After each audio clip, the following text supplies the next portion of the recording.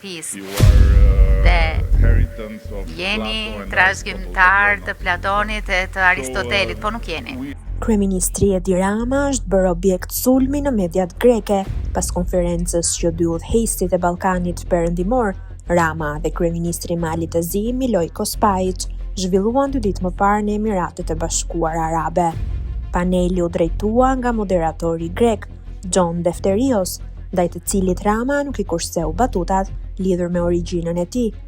Kryeministri i Shqipërisë Edi Rama bëri një sulm të paprovokuar ndaj një gazetari greko-amerikan, i cili po moderonte diskutimin në të cilin ai po merrte pjesë gjatë samitit të zhvillimit të qëndrueshëm në Abu Dhabi.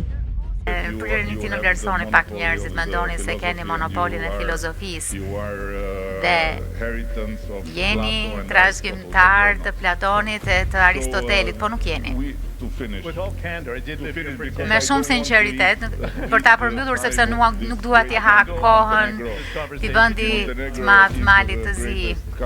Mali i Zi është vendi më i madh në rajonin tonë. Ndër të tjera, Rama i tha atij, ti nuk je pasardhës si Platonit dhe Aristotelit siç mendon, ndërsa e akuzoi atë për uljen e vlerës ekonomike të marrëveshjes së Tiranës me Arabinë Saudite. Kështu nis artikulli i medias greke për të thema. Fillimisht gazetari u korrigjua nga 2 kryeministrat për shqiptimin e emrit për shkak të origjinës, tha Rama. Më pas diskutimi u zhvendos në fushën e ekonomisë.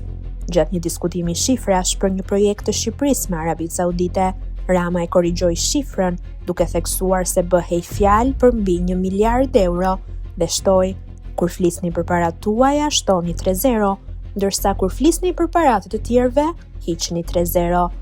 Në këtë kuadër diskutimesh, Rama ju drejtua gazetarit duke i thënë, ti nuk je pasardhës si Platonit dhe Aristotelit siç mendon.